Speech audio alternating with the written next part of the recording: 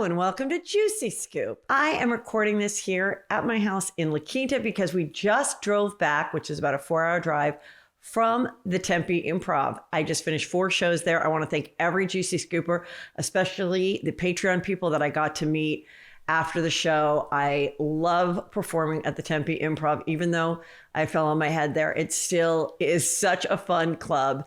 And I was so excited to do all my new material there. And I'm even more excited to go to San Diego this weekend because not only will I have the fabulous Chris Frangiola, but I will have Justin Martindale there. I believe there's maybe like 100 or so tickets left. Please come. I'm so excited for this show, and it's a beautiful venue right there in San Diego. Everything is at heathermcdonald.net. And of course, that's where you join my Patreon, where all the juiciest scoop is always told. I'm going to do a bunch of hot topics, and then I have a great interview with a Hollywood legend, and you are going to love it. So first, let's just get into what happened this weekend. I believe really fun, positive, exciting news for Kourtney Kardashian. She went to her husband's Blink-182 concert and held up a sign. The cameras were on her and he was playing drums and they're like, Travis, look over here. And Kourtney, who had her kids behind her, was holding up a sign, Travis, I'm pregnant. So he comes down, gives her a kiss. It's a great moment. Now people are seeing how pregnant she really is, which I think is great. I think I wouldn't want to announce it unless I was really far along too. But that being said, was Travis truly surprised? I mean, they're boning every day, making out every day. He didn't notice their tummy was getting bigger. Of course he knew, but who cares? Let the girl have her moment. Kim Kardashian took her whole wedding idea and got a Dolce & Gabbana campaign copying her 90s Dolce & Gabbana idea. So of course, Kourtney was pissed. Let her have her moment. Let her have her Beyonce moment. Remember when Beyonce announced she was pregnant? We still don't know if that was a real belly or not. People think that was not a real belly because that was Blue Ivy. And then there was that interview where she came down and it deflated. Who cares? That was a great moment to announce that you're pregnant. People are, it's all about whether you have 5 followers or 50 million followers. Being pregnant and announcing to your husband, who hopefully is happy to hear it, or boyfriend, is a great viral moment. Now, his ex, Shannon Moakler, who has said numerous things, doesn't seem so happy. She said, oh, well, I've known for weeks. And then she removed that comment from social media and then said, I'm very happy for them. So I'm really happy for her too. She had mentioned that she had frozen her eggs and they were trying to fertilize those eggs. Then she said, forget it. We're just going to have regular sex. And you see it a little bit on the show that they're boning all the time. I don't know how she got pregnant or not, but she's carrying her baby with Travis and we're happy for her. She's in her early 40s. So that is great for anybody trying to have a baby. Also, I remember talking to Kourtney back in the day that when Chris, her mom, and Bruce at the time announced they were pregnant with Kendall, she and Kim were like totally embarrassed and thought it was so gross because she was like, I thought it was gross because my mom was over 40. And I was like, ew, like you're so old to be having a baby. And then of course they got pregnant with Kylie too.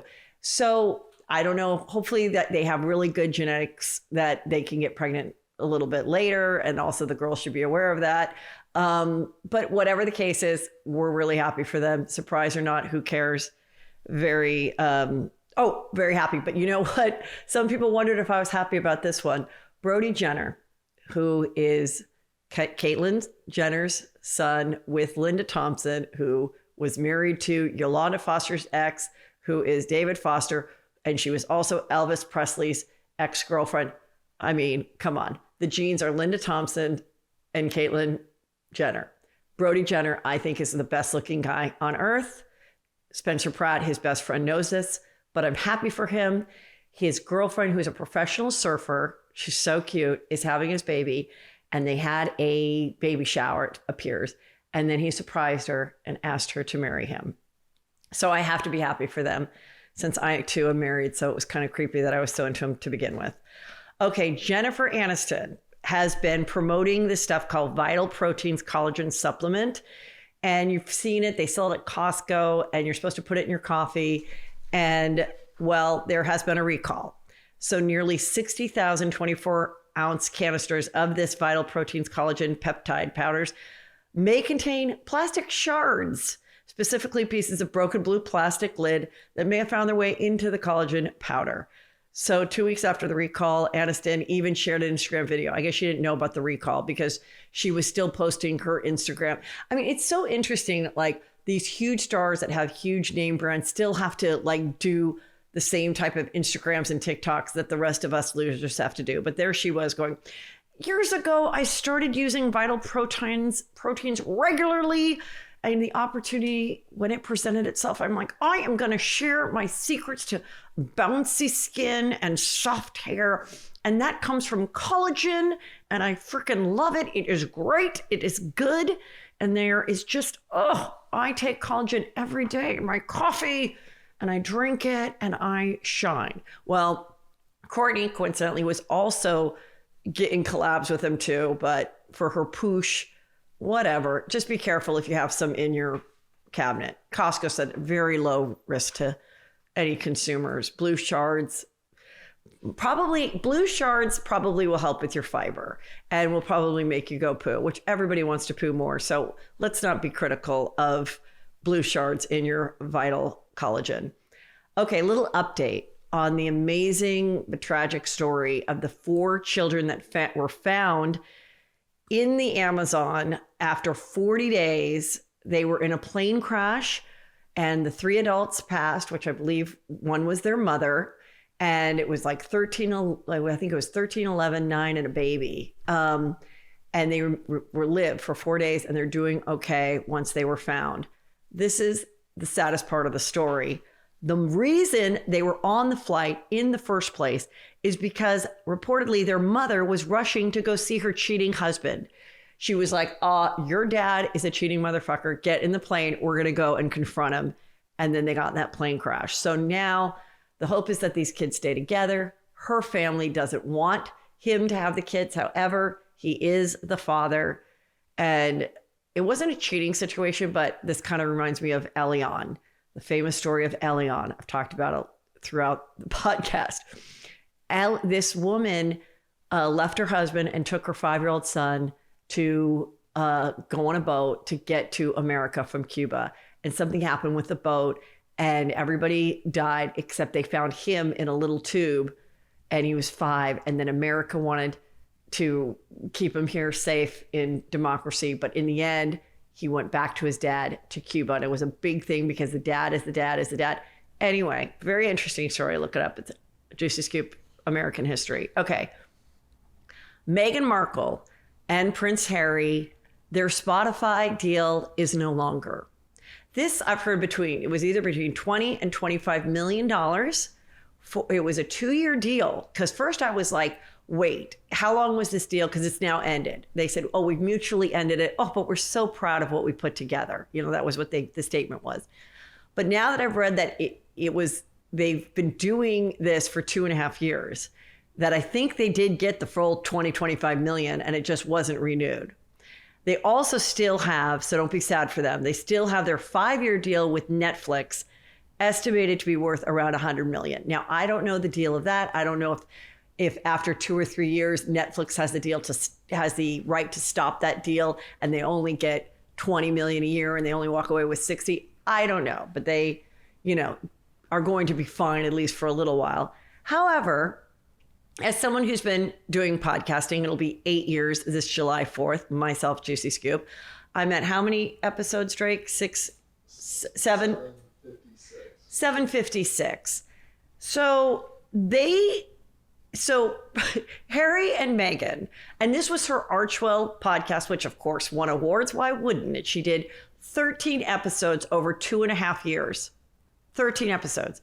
And it was also alleged, possibly proven, that she didn't even interview some of the people that she did. Like someone would interview them and then she would do like the top and the bottom or just record a little bit. And it was very written out and it was very, well, when I was a girl from what's the thing with the Let's Make a Deal where she opened the... Prices. Right. No, it's Deal or No Deal. Deal or No Deal. I enjoyed the job of Deal or No Deal, But as I stood there with my false eyelashes, my spray tan, and walking out where someone would say, suck it in, Merkel, she couldn't pronounce my last name, I realized I'm grateful for the job, but the job didn't make me feel smart. You're opening a case. You're opening a case with money in it in a cute dress. Like, why are you mad that once in a while TV requires people to be pretty? Okay. And pretty people get jobs sometimes where their brain doesn't matter. I am halfway decent looking. Sometimes I got to do stuff because I was cute. I realized I wasn't cute enough, which is why I'm a comedian. However, I also knew I'm never going to be an astronaut. Okay. I can barely work an iPhone. So, know your limits. Anyway, she did the show. They did 13 hours of programming over 2.5 years. I just want to tell you guys, I do 2 shows a week, and that means 104 approximately a year. Okay, I can do the math. That's 208 in 2 years, plus another half a year. That's what I did. Okay, Spotify, whatever. Just letting you know what you get. This is a bargain price right here. And of course, some people that are really good at podcasting, Spotify has made some great deals, obviously, with some people that are producing and worth every penny. I don't believe they were 2 of them. And this guy, Bill Simmons, who is part of Spotify, he went off on them. And he was like, they are grifters. He said, I can't stand him, meaning Harry.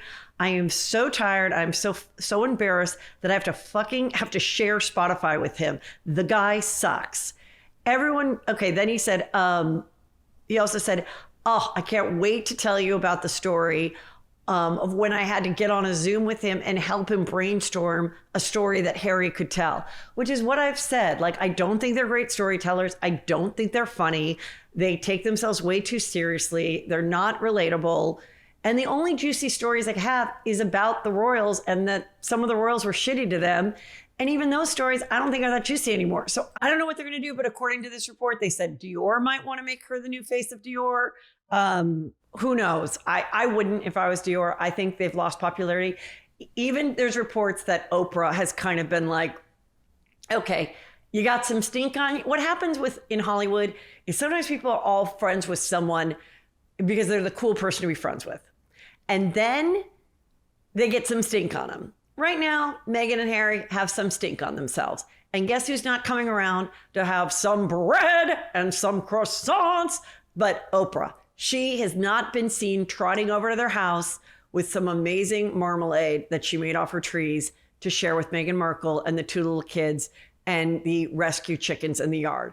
So who knows? But then there was a photo of her. They're like, here's Meghan Markle walking across the street smiling after she lost her Spotify deal. And I'm like, look, of course she's going to live her life and she doesn't care. This is the thing. People don't realize how hard coming up with this much content is. And her shit was boring and people weren't listening whether she won an award or not. Everyone has podcasts. Every celebrity has a podcast. So if you're just depending on interviewing celebrities, there's not that many interesting stories to be told that we haven't already heard. You got to be like me, okay, that can come out with shit all the time, no matter what the hell is going on in my life and what the hell is going on in the world. I'm sorry, I'm going to brag a little bit because it's my birthday week. Okay, so as you know, Lisa Marie Presley died tragically, very surprisingly, a while ago, a few months ago. And her daughter, Riley, she has a daughter named Riley, who I believe is like maybe around 30. She's an actress. She was in a great show called Girlfriend Experiences. If you're looking for something juicy, I'm sure you can find a place to stream it. Look it up. Anyway, when her mom died, Priscilla Presley, who is her grandmother, was fighting the estate. The money was supposed to go to Riley, and they were fighting, which was very disturbing that the granddaughter and the grandmother were fighting over this Elvis estate money that was left to her mother, Lisa Marie, but also Priscilla's like, yeah, that was my daughter, Lisa Marie. So it's kind of a juicy, sad situation, but they have settled, which is very good. And they both come out saying we are happy. Riley is to pay $400,000 in legal fees to her grandmother, Priscilla, plus $1 million. And then they're good. And then Riley would be in charge of the trust, which eventually I guess will be shared with her half siblings, who are the twins, who are only 14 years old, and Riley will be the legal guardian of the twins as well. So I think that's definitely what Lisa Marie would want. And it's very nice that now they have their grandmother's support. So that is all settled. So in the Alec Baldwin case, right now, the prosecutors who are trying to prosecute the armorer who loaded the gun, her name is Gutierrez Reed. They are saying that she was likely hung over from alcohol and marijuana when she loaded the bullet that Alex used the gun for and that killed the victim. So despite her plea of dropping the manslaughter charge that was done for Alec Baldwin, prosecutors insist that she is culpable. It's due to the hangover. They also thought that in the past, she has had reckless behavior. And people said one time she gave keys to somebody who was intoxicated, and that person then had a car accident, which is very bizarre to use in this case. I would think they'd have to have some stronger evidence that maybe people were like, we were partying with her the night before. I'm guessing they have something like that, like a witness that's going to be like, I saw her drinking the night before, or I know that she smokes pot regularly, or something.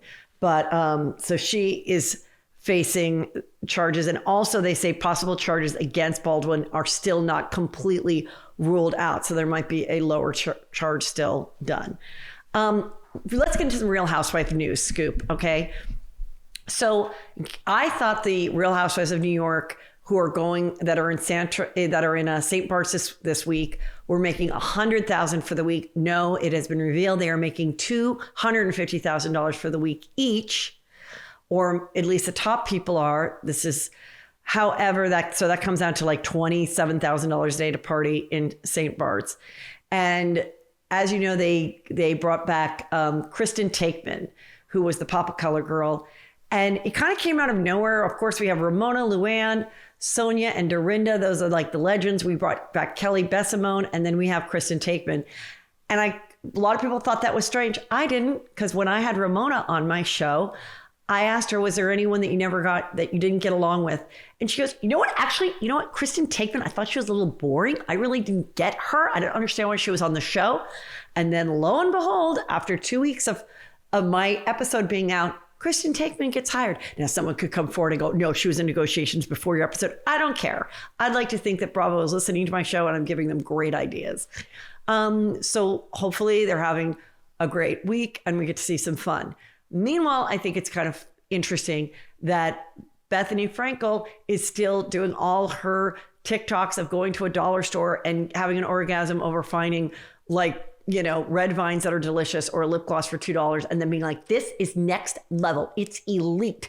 It's elite. Hey, talk to me. I'm not getting paid to do this, but I will. Come on, let's partner up. I could sell you shit off my belly button that's so delicious. So I just think, remember she said, I had all these TV opportunities, all these TV shows. And I said, no, I don't want it. I want to tell the world what great lip gloss is for $2 at the dollar store, even though it's a dollar store and it's $2. And I want to, just do my YouTube, which is, look at me now. Okay. I agree. It's such a better way to go. Okay. Little update. Even though the Real Housewives of New Jersey, we had the third reunion, people are really feeling weird about all the accusations about Bo Dietl, who was a former real detective with the police force, who now is, according to Louis, the #1 private investigator in the world. Louis said on camera that he got Bo Dietl to investigate every single person on the cast. He said it twice on camera. Then he said, I was just talking out my ass because I was pissed. Then they go on the reunion, and this guy, John Fuda, said, I know that you were found out where my ex-wife was, what prison she was at, so that she would give scoop to bloggers to hurt myself and my wife. He said, that's not true. And then he went over, I think you're a great mom. And he's like, don't fuck with me. I don't want anything to do with you. I know what you did. So the woman who is the birth mom of his kid, who now the Real Housewife has adopted, named Rachel, she made a statement saying, Louis never contacted me in prison. I believe Louis never contacted him in prison, but did somebody who worked for Bo Dietl, just like somebody allegedly who worked for Bo Dietl, went to Louie's ex-wife, who was a therapist. And that's what she's claiming, this woman, Vanessa, that he hired someone who worked for Bo Dietl to come act as a patient and get information. It's all very bizarre. It all sounds very far-fetched, except there's a lot of, evidence that kind of says, I think this went down. The Bo Dietl saying, no, I didn't. Yes, I did. No, I didn't. Not saying what I did. It's so much to follow. Anyway, of course, that woman is saying, I never talked to Louie on the phone. We're not saying you talked to Louie on the phone, okay? But I do think it's very difficult to find out the information of someone in prison and how to get a hold of them. It takes a lot of steps. You know where it doesn't take a lot of steps? If you're a former detective. Then it's a lot of easy steps and not too many steps. So allegedly, that's what they're claiming, and the other side is claiming the other. She says, I'm going to get out in September, and I'm going to talk to a lawyer to try to get custody back.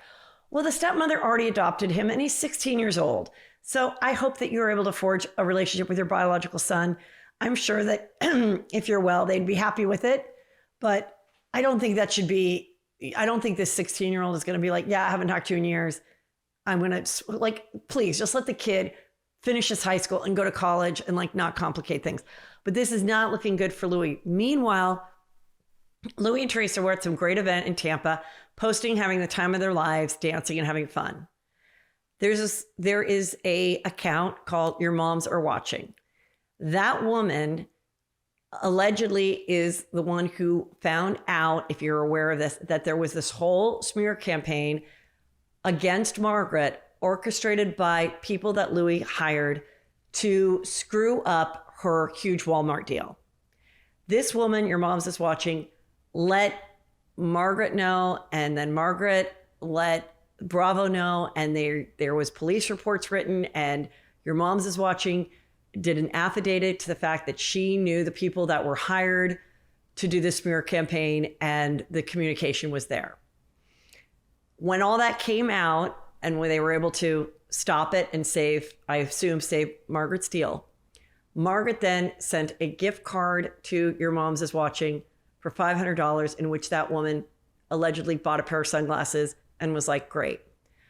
After the Tampa night of dancing around, Your Moms Is Watching shared a DM on social media from Louie saying, you really could do better with your life than wearing those sunglasses that were a bribe from that pig, meaning Margaret. I mean, this is obviously a DM he wrote. It's weird that after a fun night, you're sending this to this woman at 10:15 at night.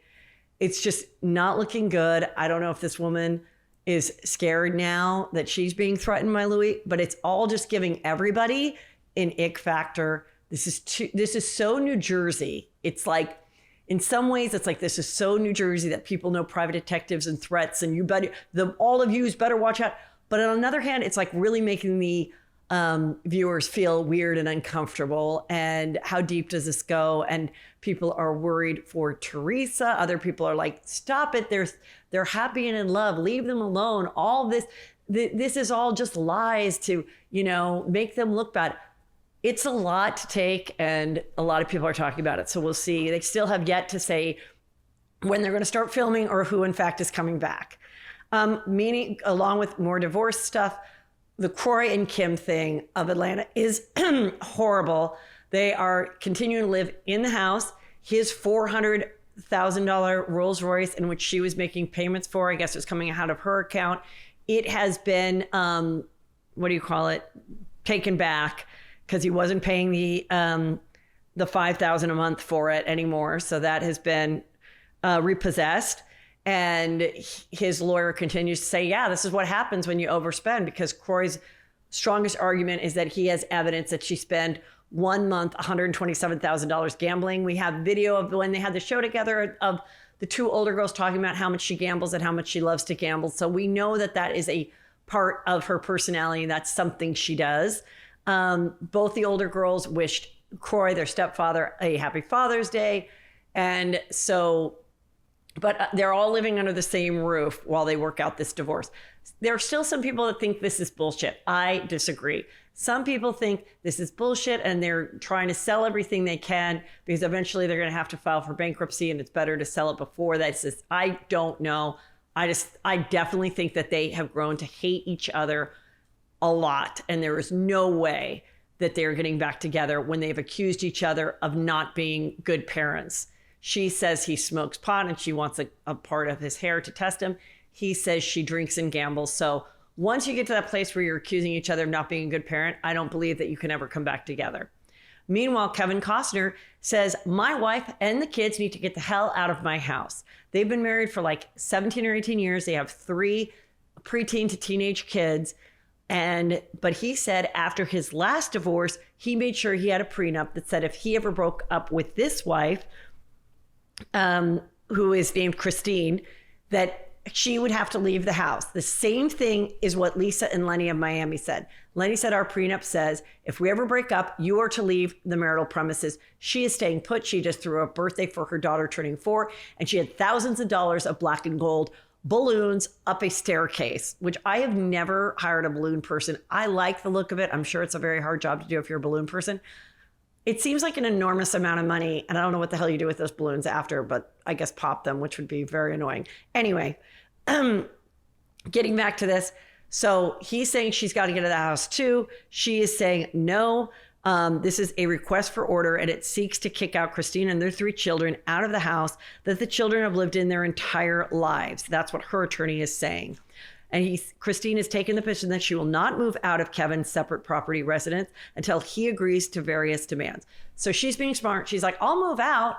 I just want to make sure I have all this money to buy an equally fabulous house that I'm even more excited about than the one I'm currently living in with you since we've been married for 17 years. I don't care what the prenup was 17 years ago. That's before I had 3 kids and dealt with your crotchety Yellowstone ass for 17 years. Meanwhile, Dean of Tori and Dean made a statement on his Instagram that even though we've heard that Tori and Dean with their 5 kids, we know he cheated. We saw it on their previous reality show. Then they've been together. Then they haven't been seen. We see her walking out about 2 years ago with legal papers that just happened to have the first page custody, alimony, and they just happened to zoom in. I thought that was set up. I love you, Tori. That was set up. I don't know if this is a publicity ploy as well, but he wrote on his Instagram, it's with great sadness and very, very heavy heart that after 18 years together and 5 amazing children, Tori Spelling and I have decided to go our separate ways and start a new journey on our own. Then he took it down. Sources are saying, no, they just had a wicked fight and they're better than ever. I don't know. I don't think they're doing great, but it was kind of funny because the photo that they showed on TMZ, it's Tori and then him with like the X, going around it. And the best comment there was, I thought this was Khloe Kardashian and Arnold Schwarzenegger. And I swear to God, they really do kind of look like that. But hey, no one wants you to break up, but I don't know what the point was that. But the fact that he did that, it's with a heavy heart, which is what everybody does. So he was at least coherent enough to write what you're supposed to write when you're a star and getting divorced. All right, you guys, now I'm really excited for you to listen to Nikki Haskell. She's a legend in Hollywood, Studio 54, billboards. She knows everybody. She's been everywhere. And this is a real fun, juicy scoop history interview for you. Please welcome Nikki Haskell. Heather McDonald has got the juiciest scoop. When you're on the road, when you're on the go, Juicy Scoop is the show to know. She talks Hollywood tales, her real life Mr. Segment serial data and serial sister. You'll be addicted and addicted fast to the #1 tabloid real life podcast. Listen in, listen up. Woo woo. Heather McDonald. Juicy Scoop. Hello and welcome to Juicy Scoop. I have a very exciting interview for you. A legend, an icon from the East Coast to Hollywood's hottest billboards on Sunset. Nikki Haskell, welcome to Juicy Scoop. Great to be here. Great to be with you. You know what a fan I am. So I met you through one of many Josh Flagg's parties. One of the best one was going to his party that he themed Nikki Beach. Yes, which my was for birthday. your 80th birthday. The best. And that's actually, he did such a great job, the toasts and everything, and a compilation video of your life is where I got to really know the story of your life, that you began as one of the few female stockbrokers in New York City, ended up falling into doing a talk show out of Studio 54 that was kind of like, was that sort of like a, it was like a cable show, or what would you call it? Public access? Cable. Yeah, it was it was cable. Okay. So when I started, I was a stockbroker for 10 years. I worked for Drexel Burnham. And when I quit being a stockbroker, I was sort of like out of work. I was like underqualified, overqualified. I really wasn't qualified to do anything, even though I was making like $350,000 a year as a stockbroker. And Prince Egon von Furstenberg came to me and said that I'm doing this television show called Egon von Furstenberg Live in New York. Would you like to be my co-host? He said, it's on cable. He said, don't say anything, because people go cable, they go like, ooh. Back then, right. Because see, cable was originally implemented throughout the United States so people could get reception. It's hard to believe that so the show went on there in 1979. Prior to that, nobody got any reception out of New York. So they laid these cables, the Bible Belt all through the South and everything. And then and they started broadcasting. And I was on Manhattan cable. And there was a porno show before me and a porno show after me. So I was before sports and after porno. So then Egon decided he didn't want to do the show, and because they wanted to shoot it in a studio and I wanted to shoot it on location. So they made it my show. So then Egon came on as my host, and I had arranged for Pan Am to be my sponsor. So we got to travel all over the world. They give me stacks of free tickets. You want to go to Paris? Let's go for lunch. We'd get on the plane, go wherever we wanted. And this whole time that you're having all this fun, you are a single woman. Are you dating? Are you serious about anybody? What's your romantic history? My romantic history, I was married and divorced twice to the same person. Why? What happened there? Well, I married him for the wrong reasons. I was from the generation that you graduated school and got married. And so all my girlfriends were married, and my mother was giving me like this, you're going to end up as an old maid and nobody's going to want to be with you, and you're already 21 years old and you're not married. So she talked me into marrying somebody that I really didn't like. But once I was married, I really sort of enjoyed being married until I caught my husband cheating on me. Who did he cheat with? Everyone, it seems like. One night somebody called me. I was at the Luau, which was on Rodeo Drive. They said, your husband's sitting at the table with a girl. So I got in my Jaguar, drove over to the restaurant, took the whole table. First, I double slapped her in the face. I turned over the whole table. Oh, before Teresa ever did it, you were flipping tables? Oh, honey, I flipped her right over, and then I walked out. And then he convinced me to go back with him again. And then I caught him cheating on me again. So I got in the car, I took the shotgun, and I drove over to this. You had a shotgun in New York? No, I was living in Beverly Hills. I'm from Beverly Hills. Still, you got a shotgun in Beverly Hills? Yeah, okay. We used to go skeet and trap shooting. I mean, All right. I'm a marksman. Oh. Okay. I hold championships in handgun shooting. So watch out. All right. Good for you. All right. Okay. And in those days, those were NRA events. They were the Charlton Heston celebrity skeet and trap shooting and everything. I learned how to shoot as a young girl, so watch out. Okay, so you're in Beverly Hills. You grab the gun, and where is he in the next He's with hussy? this girl. Yes. And it was like up on right off of Sunset. I waited there for about 20 minutes. I thought, this is too boring for words. I filed for divorce, and that was the end of that. I have a weird question. Now, what year was that? I was divorced twice by 1965. What were people using for birth control back then? Because I'm always like, how were people like screwing a bunch of people and not getting pregnant? They had condoms in those days. I mean, this is not the dim dark ages. Okay, so a condom was good enough. Well, I guess so. Because the pill wasn't around yet, or was it? No, the pill was around, actually. Okay, all right. And diaphragms were around. I mean, I'm old, but I'm not that old. Well, I just didn't know. I mean, the Flintstones had you used a diaphragm. Give me a break here. I just didn't know when you could just freely like bone so much and it not be a problem. I was never promiscuous. Actually, I didn't sleep with as many great people as I should have. Yeah, Clive Davis said to me that I should write a book with naming all the famous people that I slept with. So I said it's more like a pamphlet. Yeah. I missed the opportunity with a lot of big names. Who are some people you missed the opportunity with? Warren Beatty, because he had a girl. They used to call me and say, come on over and get in bed with us and everything. Of course, I was like, what? Oh, with a threesome? Yeah. When he was married to No, honey, this is like in the dim, dark ages. We're talking about in the 60s. Oh, before Annette Bening.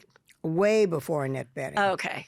A lot of guys. I mean, I didn't sleep with George Hamilton. But I'm friendly with all of them now. It's probably a good thing I didn't sleep with them. Yeah. I was never promiscuous. And then what happened was, so when after I got divorced and I was a stockbroker, so when I was a stockbroker, there were like a lot of really cool guys around. Actually, there were great guys then. And then when I started the television show and everything was coming from Studio 54 and everything was gay, when I should have been in the Hamptons looking for a husband, I was dancing with the drag queens in Fire Island. So I missed my window of opportunity. So being that you were one of, now I feel like, we all have gay best friends. But in your day, that was more of a rare situation that you were hanging out with all the gays. I didn't have any gay friends until Studio 54, right around that time opened. And then everybody was gay. Did you see Drew Barrymore at 9 years old partying at Studio 54? I love Drew. I've known Drew since she was a baby. Well, I know. She was at Studio 54 when she was 9. Well, that's the time I say start them young. Brooke Shields was there when she was young. You gotta go to nightclubs when you're young. What are you gonna wait till you're 80? So I went to nightclubs when I was 6 years old. My parents took me to nightclubs all the time in Chicago. I used to see the Chez Paris. I saw my first nightclub act that I saw was Carmen Miranda and Jimmy Durante. Well, how do you feel about there was some talk, did Kim Kardashian's daughter North, who's only, I believe, like 10, they thought she went to the Met Ball. But yeah, I hope so. All right. Why not? I say seize the moment. Start them young. Okay. I started when I was 6 years old going to nightclubs. And here I am. I'm still going to nightclubs. Now, what about all the crazy drugs and everything? What was your experience with that? I never did any drugs. I was having this conversation yesterday. I can't believe that I never did any drugs. When I was very young, I had a friend of mine that committed suicide because he was addicted to cocaine. I never even heard of cocaine. And it blew me away to the point that I never, ever, ever tried it. There's a very famous picture of me. I'm standing on the dance floor, Studio 54 like this, and the caption reads, I never saw anybody doing drugs at Studio 54, and there's 2 guys with Coke spoons in their nose right under my arm. I was oblivious to it. I went to dance and have a good time. Well, I never did drugs. Speaking of cocaine, I've never done cocaine either. Neither have I. And I don't think I missed anything. And I kind of had the same experience as you. It's like, when I was growing up, there were all these movies in the 80s and cocaine there was like cocaine themed movies that the main character was cocaine and how glamorous it was and nightclubs. And then by the third what act. movies were that? Oh God, Less Than Zero, Bright Lights, Big City. There were tons. And I loved them because it was always rich and glamorous people. Even Wall Street had like a cocaine storyline. Yeah. And then by the third act of the movie, the person's life is awful because they did cocaine. Right. And so I thought, anything that's going to make me curb my appetite and want to talk about myself all night is going to be the drug for me. So it's going to be the drug for me. So I was like, I better never try it because pot didn't interest me. But I'm like, that cocaine, that's like glamorous and sexy. But one thing I've also noticed throughout my life, the same reason you said I never saw him do drugs, throughout my life, because cocaine has made a comeback and stuff. I didn't know it ever went away. I think it kind of was a little bit less popular, and it became popular again, maybe 7-8 years ago, where all people my age, now their kids were a little older, and they were starting to have the freedom to go out again. And I was hearing that Coke was making a comeback. And I think that if you don't participate in the Coke, the people that might be your friend know that, and they're a little bit shameful about it. And so even though you're like, I wouldn't judge you, I don't care. Do a line in front of me. I don't want it, but I don't care. It doesn't matter. They will not show them doing it in front of you if you're not a user. And so that's why I've literally never seen anyone that I've gone out with do it. And I know that they do it. If there was something where you could go back in time. Right. But you're just yourself, you know everything from today. Is there a time that you're like, you know what? I would like to go back to that era. I liked the fashion. I thought the world was better. The 80s. The 80s was your favorite. Well, the 80s was the last age of innocence. It had the greatest artists, Andy, all these famous, Basquiat, all these artists. They had these famous singers. Everything, fashion was extraordinary. Now there's nothing. There's a beret of there's no famous artists anymore.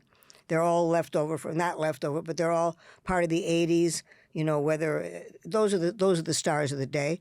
We have no new stars. The singing, there's no great singers out there now. There's no Frank Sinatra. There's no great female vocalists or male vocalists. There's not even any groups anymore. There's nothing.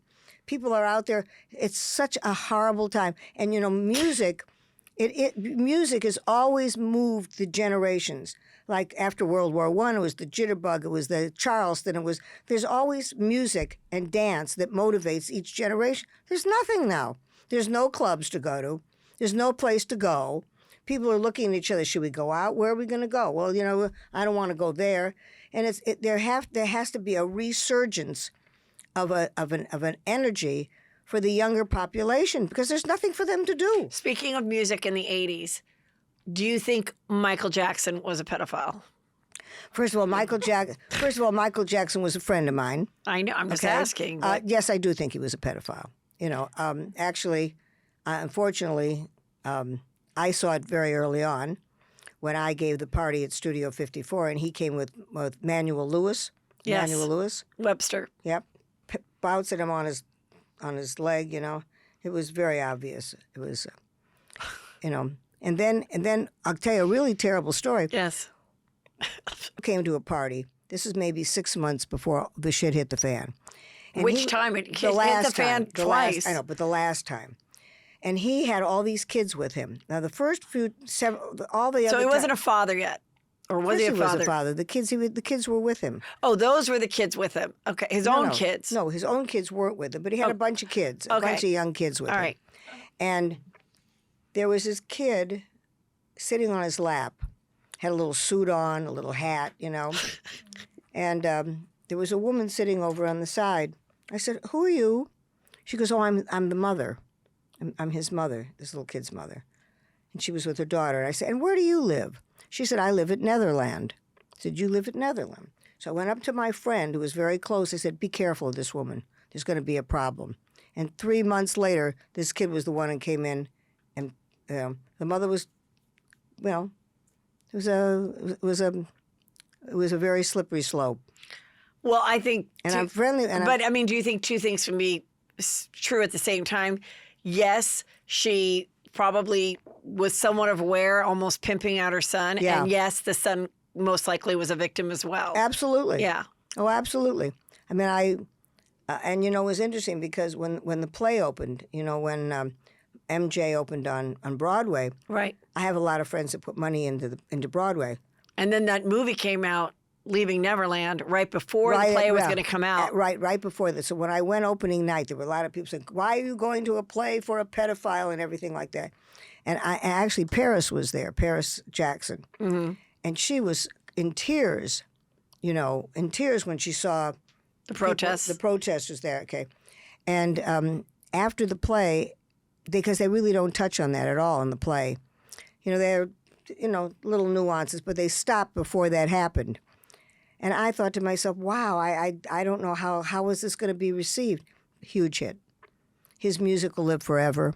But wait, the show's not still going on, is it? Oh, of course. The play is? Yes, still on Oh, okay. Broadway. It's going to be traveling all over the world.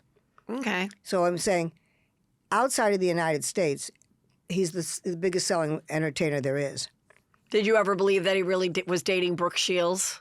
Because I didn't. Well, even he as was a kid, I didn't know. Yeah, I I was like, didn't really. even when Madonna, but wait a minute, he was married. Even when he was married to- singing "Billie Jean is not my lover," I was like What about- 12 and was like, "Yeah, I know she's not because you're gay." Well, Like, but what do you about the think- I fact think- that he I think married he might have Priscilla been- Presley? I think he might have been. I definitely think he had body dysmorphia, and I think he was trying to make himself look like a woman. I don't know that he wanted to be a woman, but he wanted that perfect face. He had like the plastic surgery disease, whatever, that he, you know, kept getting work done to look like a woman. I was like, come on.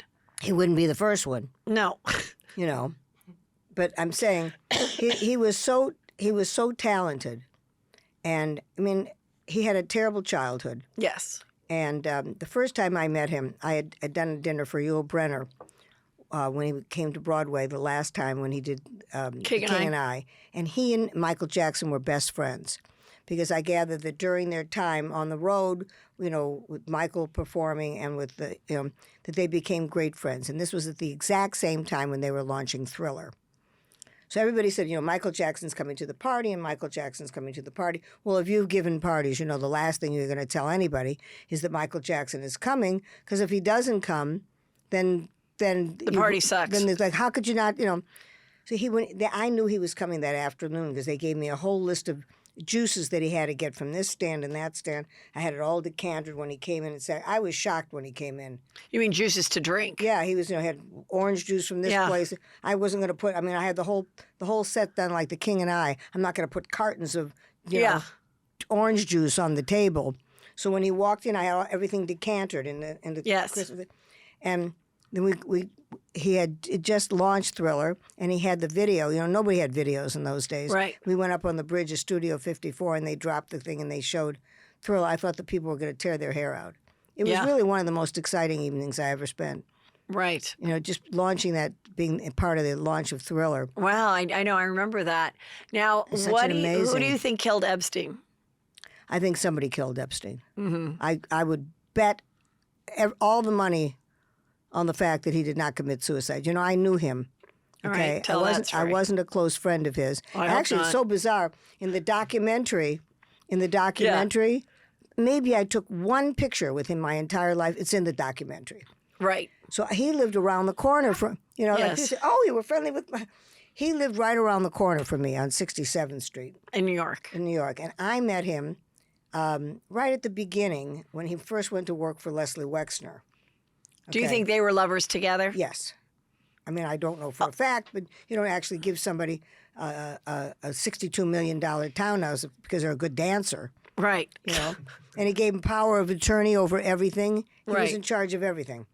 But so when I met Do you think him, they were lovers and he delivered sexual children to him, or just they were Who lover knows? togethers? Who knows? So you never went to the island? When I met him, I didn't really like him. I thought he was very good looking, I have to say. Mm-hmm. And the only three things he ever told me, that he was a concert pianist, that he was I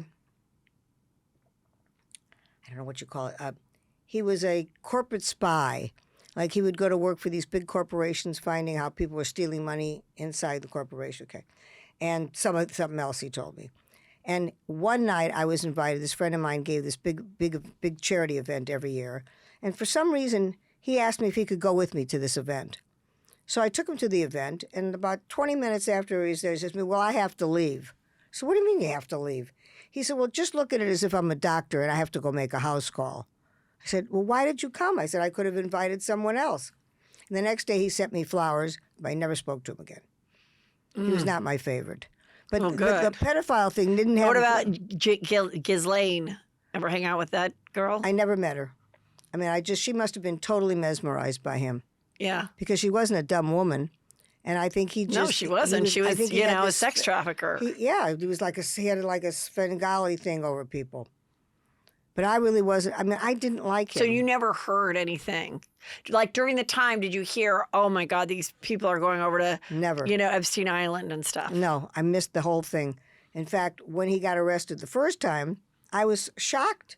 Yeah. And then he had like day camp. He went in for 10 minutes a day, and then Well, I feel like the media put it out like, yes, they'd called them underage girls who are prostitutes, is the way I feel like it was fed to us. So you're does like, that make it right? no, but I think back then we didn't ask the questions. And, of course they are the weren't. They were like questions? 14. Well, they made, I'm just saying the defense and everything made it sound like, yes, he did participate with girls that were not 18, but they were very close to being 18. Yeah, they were and 16. And then for some reason the public didn't really ask the questions. And then he went to the day camp and then he got out. I think what happened is, when the first thing happened, it happened in Palm Beach. Right. And I think they sort of smushed it over, and it sort Right. of like fell by the wayside. And there was sort of a little nuance that he was a pedophile, or he was not a pedophile, that he was trafficking girls. Yeah. But in his mind, he was like taking them on a vacation. Right. You know what I'm saying? Oh, I'll take him on a vacation down to my island. I'm sure in his mind, he wasn't sex trafficking them. You know what I'm saying? But then when the whole thing came out, he knew what he was doing. You know, he had scouts out all over the place, and she must be the dumbest woman that ever lived to have gone through what she went through for no reason. For what? She's the only one left. She's the only person that's doing any time for all these crimes is a woman. Not one other man that obviously participated in the sex trafficking ring that went to the island, that obviously he must have I think that's how he got a lot of money too, is I think he would he'd invite these rich guys over. I think these you're girls right. would participate, and then the next morning he'd be like, alone here's a to video. play the- Yeah, here's a video that with you Not and a even that. 15-year-old, I don't now even give me think- I don't 15 even- million. I don't even think they have to do that. I don't even think he blackmailed them. I don't think he blackmailed the people. Right. It was like a cult kind of a thing, I think. But who knows? But I put $1 million down that he did not kill himself, because he was such an egomaniac, and he always felt that he could get out of everything. Well, he got out the last time, Right. And hello, somebody tried to strangle him about 3 days before, and they put him in a cell that there were no cameras, there was no protection, and he just had died. They said- They gave him like 17 sheets, and then both the people fell asleep during that exact time. yeah, they were like not Both there. officers. You know, I mean, and they never really held them accountable. No. They asked them a question. Oh, you know, I was sleeping. You know, Well, like you kind of wonder what are those people up to? Like they must have gotten paid Yes, off. they must have gotten paid I mean, off. if you want to kill somebody, the best place to put them is in jail. Yeah, You know, what easier way to get rid of somebody? right. You know, I mean, they're all killers there. Everybody's suspect. True. You know, but I think it's another mystery that will go unsolved is Right. his death. Right. Because I'm surprised they haven't come after. I'm surprised they haven't come after her. I would think her. I wonder if they. Well, they did come after her. She's doing time. She's doing like But 35 I mean, years. talking about her doing after her in jail. Oh, yeah. Well, she did Because some weird interview. I don't know. It's very weird why it's not getting talked about. Obviously, they've covered it up. There's such powerful people involved that the story just doesn't get out because it's so many tentacles of like, Who knows? You never Right. know.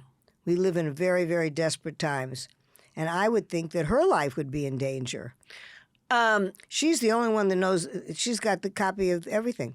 She knows where all the bodies are buried. She hasn't spoken at all.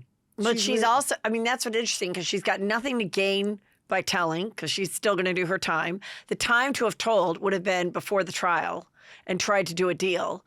And but she also, what she has to lose is that if she does tell, she will get killed. So unless she wants to get killed, she probably shouldn't tell. I think that somebody would kill her just in the anticipation that she might tell. Right, Because it might the be longer better to she's tell. there, she's saying to herself, another 45 years, I don't think that's going to work. Could you come here for a second? I have something to tell you. Yeah. And don't forget, a lot of the people, most of the people that were a part of this thing are still alive. Right. You know, it's not like Kennedy where everybody's dead. Yeah. You know what I'm saying? That's an old story. Marilyn Monroe, everybody's dead. So it's all hearsay. This is people that were actually there. Who do you think killed Natalie Wood? I definitely do not think that Robert Wagner killed Natalie Wood. I think that Natalie Wood was drunk. She had on a down jacket. She didn't have on a life preserver. I think she got up on the boat and she fell off. I totally agree. I think she was drunk, and I think she was pissed And she was pissed that the two of them that that they her were husband playing and cards. Yeah. And they weren't paying any attention to her. or he was sleeping with that other guy. You know, Could have been. Who knows? I know Robert Wagner so well, I can't even begin to tell you. I can't even begin to tell you what an amazing, wonderful, kind man, how his children love him. He just doesn't even have an edge. I mean, there's nothing that I've never, it just seems so strange. I think she was pissed that he might have already been asleep, whatever. Who knows? She went out to get in the little dinghy because she was like, screw you, I hate you. I'm going to go ride the dinghy to the Sure. shore. They were already on the shore, by the way. They were docked in the shore. Right, but she was needed a going dinghy. She needed a someplace. dinghy. I think she fell off. She was drunk and she fell in the water. She fell off But I in the must water, and say, you would have never the heard only that. Only thing that does bother me is that they never ever, when they found out she was gone, they never called the Coast Guard Yeah, and they never turned the lights on the boat. That I find suspect, right. and that And what about Jon Benet? I am still. They've got new information now. They finally found, because all the people that were working there were really corrupt, and they have In Colorado. Yeah, and I think now I saw something recently that they found the DNA, and that they put it through the database and it matched. I think they're on the case now. I think it must have been a neighbor. I mean, for a while there, they tried to push the story that the son did it. Right. Because she ate his pineapple. You know, And I kind of thought that could be. I did for a while. I there. was like, I could see it, and I could almost see that the kid has been fed a narrative and maybe doesn't even remember what the real story is anymore. And the parents were protecting the one son they had from like something that he But might don't have just. forget, it happened so long ago. Everything is. It's like O.J. Simpson. Yeah. You know, if it were today, with the DNA the way they have it Yeah. now, he would have been convicted in a heartbeat. Oh, you think OJ did it? Of course. Do you think he did it alone? Yes, I was with him the night before the murder, And and what did you guys do? actually we were at a black tie dinner at my girlfriend Diana Ellis's house, and it was for Madame Sadat, Madame Hussein, and it was for Kirk Douglas. It was honoring Kirk Douglas, and he was just sitting next to me. I mean, a friend of mine. Now, we're not joined at the hip or anything. Yeah. And I gave a party. There was a New Year's Eve party that that they got in a big fight after it was New Year's Eve, and then she called the police. That was the incriminating evidence that they went out and got him originally. That was a party that I gave with Richard Perry. It was that night. Richard Perry, the guy that ran the man. music? Yeah. I went on a date with Richard Perry. Do you think he did it? No, but I set up my friend with Bill Maher, and she was like, you should go out with this guy. He's, older and wealthy and this and stuff. And I was just like, no. And she was like, Heather, you're crazy. And then I saw him at two other parties after that. Once when I was a mom, he was friends with somebody. And then another time when he was dating Jane Fonda. Right. Yeah. So we used to give a New Year's Eve party, like an after the party. Yeah. And he was actually, I even have a picture of it. He was with Nicole. Richard Perry was with Nicole. No. OJ was with Nicole. At the party. Right. Okay. And they had gotten in a fight. And she called the police. Oh, that was the night. That was the New Year's Eve night. Right. Then she put those photos and called the police. And, Right. And when she was at the street on, I remember that. so when she died, okay, actually what happened was it was on a Saturday night that I saw him. Sunday was when she got murdered. Right. The recital and everything Right. Sunday. Yeah. I left for New York that Sunday night. And ironically enough, Monday night, I was having dinner with OJ's agent. His name was Jack Gilardi. Yeah. Right? And we were at Elaine's in New York. And we got a call, Jack got a call saying, they're looking for OJ because he had gotten on a plane. Right. To go to Chicago. Right. And he left. And so they were calling him, asking him if he knew how to get a hold of OJ. And they're saying, can you imagine that they think that, OJ killed, Nicole? So I was very sort of in that whole. And what did you think? What was your thought at first? No, that I he did thought it? there's no way he could have done it. Yeah. There was no way he could have done it. Well, I lived in Brentwood, and I would see Nicole's car late for a date was the personalized license plate, a white Ferrari. And, I'd go to the same Starbucks and see her. And I knew the guys that were friends with Ron Goldman. I would go to Mezzaluna and everything. So I remember I was in Woodland Hills, and I saw the news break. And I'm going home. My parents lived in Woodland Hills, and I was going home to Brentwood where I lived. And, yeah, definitely my first thought was, oh, my God, some crazed person is running around doing this crime. But then, of course, shortly after and throughout the whole trial, I definitely thought he did it. But he got off. Yeah.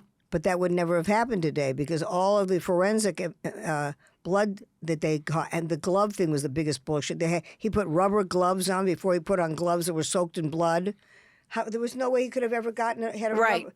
I mean, the whole thing was just. Well, the prosecution just screwed up. And they also, the biggest mistake she made, Marcia Clark, was not being more particular about the jury and believing that because she'd put away so many men that hurt women, domestic violence as a prosecutor, she thought a female jury will completely be on my side and be against anybody that puts a hand on a woman. But she didn't think of the fact that demographically and race-wise, that jury's opinion, even though they're women, might feel very differently if it's a black man who was married to a white woman, and that's exactly what happened. And Darton screwed up. They all totally. I mean, the glove thing was the worst. The worst ever. Yeah. He went like this. Ugh, like he was trying to pull on the glove. Yeah. You know. I remember it vividly. Right. There's a lot of injustices Right. in this world, in the world we live in. So how did you then? So how did you end up back in LA after the Studio 54 life? So, when I had my television show, Yeah. okay, so the show went off the air in 1985, okay, and that's when the Star Caps started. Now explain what the Star Caps The are. Star Caps was the world's greatest product ever on the history of the world. It was a natural diuretic made out of papaya and garlic enzymes. So somebody came to me with this product, and I started. I mean, it was a complicated. It was $100 a bottle. I could put it in every store, every drugstore. I put it in. So what was the deal? You take the pill and it would make you. It completely flushed everything out of your system. It was a diuretic, but it broke up the fat in your system. It wasn't an amphetamine of any kind. Okay. And you could lose 5-6 pounds in 2 days with a pill without any problem. So I started this company. You know, I started with 25 bottles. And, I made millions and millions of dollars with it. And I had billboards all over Sunset Boulevard. I remember seeing The that. billboards were the greatest. And This is the same time that Angeline has all the. well, she had them on before me, and she was Okay. a hooker. And unfortunately, I didn't get any offers outside of people wanting to buy my product. Okay. But when I was a general nutrition center, so I convinced them that I wanted to get this one billboard on Sunset. And I put the billboard up. In those days, they used to do them in panels. So what happened to the Star Caps? So on top of everything else, I'm watching television one night, and I see this sports reporter is holding up a bottle of Star Caps saying that all these football players were caught taking Star Caps.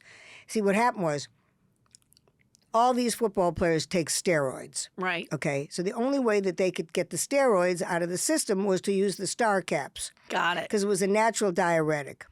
Okay, and it flushed it out of their system. So what they would do is the game is over on Sunday. They start taking the steroids. Okay, by Tuesday, they started taking Star Caps. So when they got caught, they blamed the Star Caps. Oh. Said it was the Star Caps, not that they took steroids. Well, there's no reason for them to take steroids unless they took the Star Caps, to get rid of them. Right. So I ended up in a lawsuit with 9 teams. Okay, So you sued them or they sued you? They sued me. They said it was my fault. You have to. Anybody can sue anybody for Right. anything. I know. So I had a $30 million insurance, but nobody got sick and nobody got hurt, so nobody insured me. I would have had to sue 9 different teams separately. They put me into bankruptcy. I had to file personal and corporate bankruptcy. Then they came in, and I had $17 million worth of product that I had to destroy. Plus, I went to court. I was like, my attorney said, whatever you do, don't cry. I was like hysterical. I knew nothing about it. There was nothing ever wrong with the Star Caps. They sued me, and they went up to NFL heaven, and that was that.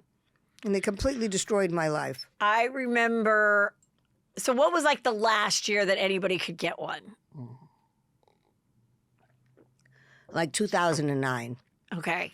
So I remember the woman I worked for at the time, everyone can figure it out who it was.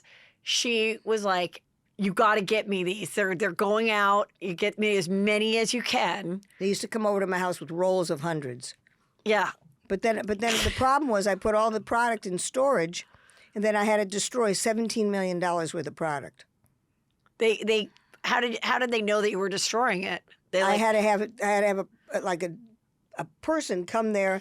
It was so complicated, I can't tell you. Plus, they charged me money on top of that. Plus, it was like they totally destroyed Do it. you have any just hidden away at your house? I got a couple stashed away. I took one the other day, actually. I would love to try one. I could sell them for $1,000 a piece, but I only have about a half a dozen of them. I save them for big events. They're the best. There's Well, nothing why quite like can't 'em. someone recreate the formula a little bit and just add a little B12 or something? And Because I would never do another ingestible. You never know. God forbid, people are crazy. I was very lucky. Nobody ever got sick. Nobody ever got damaged. People, Truman Capote swallowed the top of his pill bottle. That's how he died. People can sue you for anything. I'm very lucky. what do you mean the top of his pill bottle? That's how he died. He took his pills and he had the top of the bottle in his hand and he swallowed it. You took so many pills and the top went down. Right. Oh. So you never know. People can sue you for anything.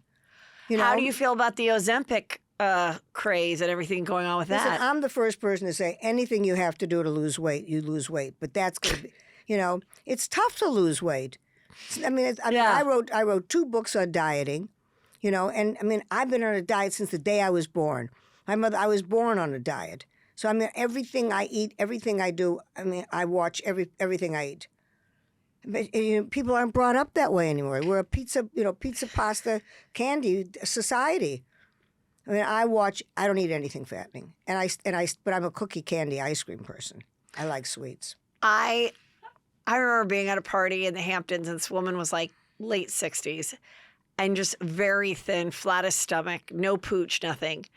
And I go, you look so amazing. How do you do it? And she's like, I've been starving for 65 years. Yes, that's exactly Do you feel right. like you've been starving, like No. you don't get to indulge? No, because first of all, I only eat fish and a salad or fish and asparagus. Mm-hmm. I make myself a smoothie in the morning. I try to eat very little for lunch because, I'm very small. 1,000 calories a day on me is almost too much. Okay. I watch everything I eat. And people have to do that because we're now in a position where 99% of the people are obese. Yeah. The only society in the world, the United States. No, you don't see it in Europe. You go out of Beverly Hills, everybody weighs 300, 400 pounds, and it's bad for your heart. It's bad for your blood. There's nothing worse. Obesity is the number one killer in the United States. Right. So you live in Beverly Hills now. I live on Wilshire I live in the Wilshire corridor, Okay. Beverly Glen and Wilshire. So now I want to ask you about the last time you were a bridesmaid.